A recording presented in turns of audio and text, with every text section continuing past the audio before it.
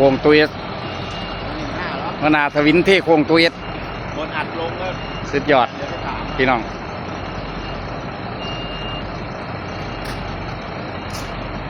มาทางแคบคักทางตกแซก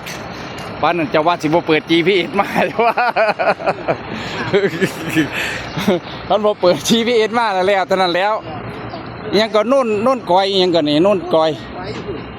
อันนี้หน้าอุดมบ่ดื้อเดชอุดมบ้านแสนสุขอันนี้มันนัดห้างมันนัดทงอันนี้คุณบ้านโอ้สกแซกคักหากินทางซ้ายหน่อยพี่น้อง